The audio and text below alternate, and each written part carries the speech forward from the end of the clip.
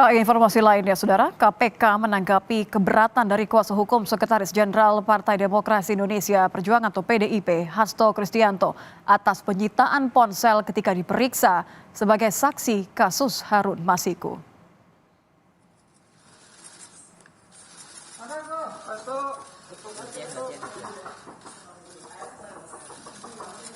Juru bicara KPK, Budi Prasetyo, menjawab protes dari Hasto soal penyitaan ponsel.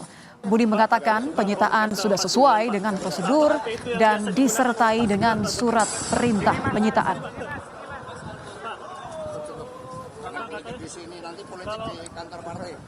Terkait penyitaan HP milik saudara H, disampaikan bahwa barang bukti elektronik adalah salah satu alat bukti dalam pembuktian perkara tipikor.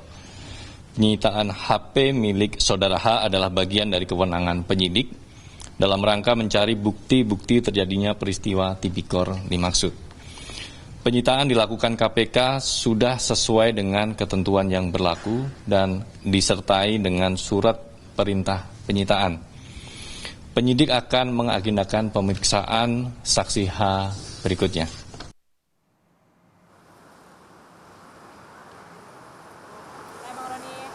Sebelumnya tim hukum Sekjen PDI Perjuangan Hasto Kristianto melaporkan penyidik KPK yang menyita ponsel dan tas Hasto kepada Dewas KPK.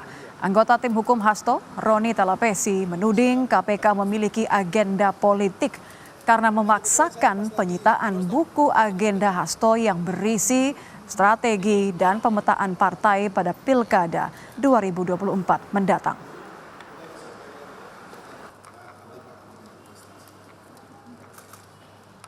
Prinsipnya adalah kami semua menghendaki supremasi hukum. Pada saat yang sama kita ingin institusi hukum seperti KPK semakin profesional. Bahwa barang yang disita tidak ada kaitannya dengan perkara yang sedang diperiksa oleh KPK. Ya, itu adalah barang-barang pribadi dan barang-barang partai, supremasi partai, kedaulatan partai di dalam buku tersebut, agenda-agenda partai, dan itu kami mensayangkan.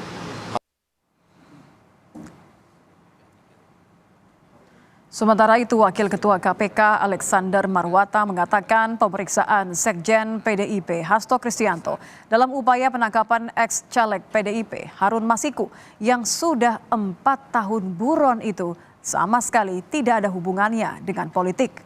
Alex juga berharap Harun Masiku dapat tertangkap dalam 1 minggu. Penyidik KPK sudah mengetahui keberadaan Harun Masiku. Pak, selama 4 tahun itu sebetulnya kita tetap mencari, ya berdasarkan informasi-informasi yang diterima, tentu kita akan berusaha untuk mencari yang bersangkutan. Ya syukur-syukur kalau yang bersangkutan ini pada kesempatan ini mungkin dengar dan dengan sukarela kemudian menyerahkan diri, kan itu lebih baik lagi kan begitu. Pak Alex, Anda sempat terlontar bahasa 1 minggu akan bisa menangkap. Saya atau emang Pak sudah mengetahui? Saya kan bilang semoga, ya kan semoga. Ya. Kalau saya bilang, ya kan harapan. Bukannya tahu posisinya di mana kalau itu penyidik itu. Biar itu menjadi tugas penyidik untuk mencari, kan gitu. Kalau sebagai pimpinan semoga dalam 1 minggu atau secepatnya itu bisa ditangkap. Lebih dalam terkait keterkaitan Sekjen PDIP Hasto Kristianto dengan kasus Harun Masiku, kita akan ulas bersama pimpinan KPK periode 2015 hingga 2019, Saud Situmorang. Selamat sore, Pak Saud. Halo, selamat sore. Apa kabar? Apa kabar, Pak Saud? Saya ingin tahu, ini kan bagaimana setelah pemeriksaan Hasto beberapa waktu yang lalu, kemudian juga setelahnya Alex Marwata melontarkan mengenai, menurut saya ini penting, karena beliau mengatakan bahwa dalam seminggu nampaknya setelah pemeriksaan Hasto, Harun Masiku akan ditangkap. Apa yang Anda nilai dari pernyataan ini? Ya kan itu masalah udah hampir 4 tahun ya. Kenapa belakangan ini aja menjadi kelihatan intens? Setelah kemudian adanya implikasi dari kebijakan secara keseluruhan persoalan politik di negeri kita yang dikaitkan dengan politik cerdas berintegritas. Jadi tolong semua masyarakat Indonesia memahami bahwa ini bukan peristiwa kemarin terjadi dan peristiwa yang sudah hampir lebih 4 tahun tiba-tiba saja menjadi sebuah isu yang menjadi perguncingan dikaitkan dengan katakanlah politik. Jadi artinya gini, naif juga kalau kita katakan ini tidak politik. Ini cerita lama, ini cerita sudah lama. OTT-nya tahun 2020. 2020 betul, Januari. Nah, jadi kalau Anda katakan Koreksi kalau saya salah, tapi Anda terkesan mengatakan bahwa ini memang arah politisnya terasa sekali nampaknya, pemanggilan dan pemeriksaan Hasto ini. Iya, karena gini, setelah Undang-Undang KPK itu diganti, Undang-Undang 19 2019 itu, Anda sulit mengatakan bahwa KPK itu independen. KPK itu disandera, diremut oleh seseorang dari luar untuk kemudian melakukan langkah-langkah kebijakan.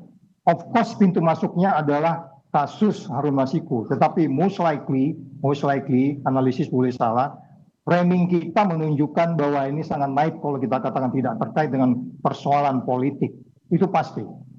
Oke, kalau persoalan politik artinya sebenarnya ini penangkapan atau keberadaan dari Harun Masiku terkesan hanya bonus begitu? Nah, apalagi kayak begituan, kalau zaman dulu kan kecuali kalau kasus Nazarudin kita sempat udah masuk ke era diplomat, kemudian publik tahu ya. Dan ini kita nggak tahu di mana, udah diem-diem aja ambil gitu loh. Nggak usah diomong-omongin kemana-mana gitu kan. Sebaiknya begitu kalau memang tahu posisinya. Jadi maksudnya gini loh ya, kalau kita bicara hukum itu kan nalar argumentasi dan logika. HP itu kemarin hanya pintu masuk. Pintu masuk itu dikatakan dengan barang elektronik yang terkait dengan perkara. Ya, Oke, penyitaan handphone kemarin dan juga agenda ya, buku catatan. Yes, penyidik boleh mengatakan itu hak mereka. Itu memang penyidik tidak boleh dikatakan bahwa mereka melakukan sesuatu di luar dari formil materi yang sudah ada, yang disebut bukti-bukti. Tetapi kalau kita kembali lagi memberantas korupsi adalah kita bicara gonjang-ganjing politik yang kemudian karena diakibatkan oleh undang-undang KPK yang sudah tidak independen, sulit Anda mengatakan bahwa ini tidak ada framing politik. Kalau di era saya dulu Anda bisa mengatakan tidak ada framing politik. Nggak ada urusan kuning hijau biru kita penjarain. Tapi sekarang itu framing politiknya cukup tinggi. Itu sebabnya kembalikan itu undang-undang KPK, which is saya dengar PDIP ingin mengembalikan undang-undang KPK itu. Nah kemudian mereka mendapat serangan balik sekarang. Ya, Pak Saud, tapi terlepas dari analisa Nesa tadi, ini kan memang yang sangat menjadi sorotan adalah karena pernyataan dari Pak Alex mengatakan bahwa seminggu ini nampaknya Pak Harun Masiku bisa ditangkap. Ini memberikan kesan bahwa memang berdasarkan pernyataan dari Hasto sudah diketahui sebenarnya keberadaan dari Harun Masiku. Ini seberapa sering sebenarnya tahapan-tahapan seperti ini terungkap ketika memeriksa seseorang yang begitu penting posisinya? Ya itu sebabnya kalau kita yakin sudah ada di mana, apalagi kalau bicara seminggu itu kan seolah tinggal jemput di Papua, ya, gitu. Betul. Jemput di negara ASEAN tinggal gitu jemput. Ya.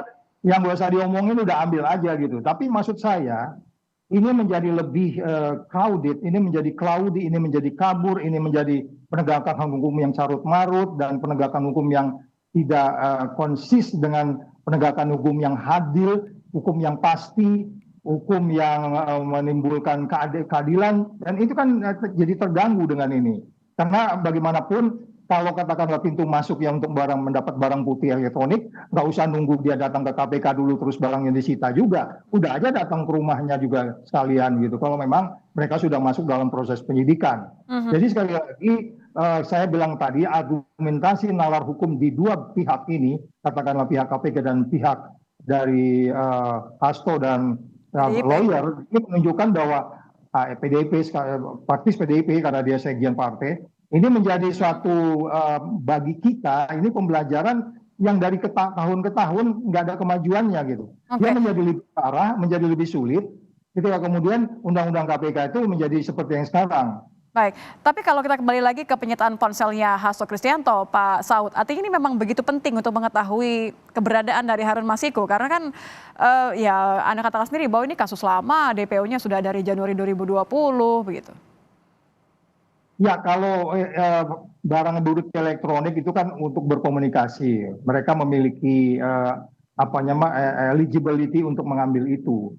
Tapi lagi-lagi kalau memang dasarnya adalah pintu masuknya adalah Harun Masiku, tidak mesti menyita HP itu juga bisa diketahui tinggal jemput tadi. Iya, jadi ini kan artinya KPK ingin mengirim strong message, kamu itu ada kaitan dengan perkara ini. Dari dulu juga kita tahu ada kaitan itu, tetapi sejauh mana mereka bisa membuktikan. Nah, oleh sebab itu saya mengatakan kepada Hasto, Anda udah sacrifice di situ, ya Anda datang saja, Anda jelaskan semuanya, nanti kita akan tahu siapa sebenarnya di sini yang menabur gandum atau menabur lalang nih ceritanya nih sekarang. Baik, terima kasih sudah bergabung bersama kami di Kompas Petang, Pak Saud Sitomorang, pimpinan KPK periode 2015 hingga 2019. Selamat petang, Pak Saud.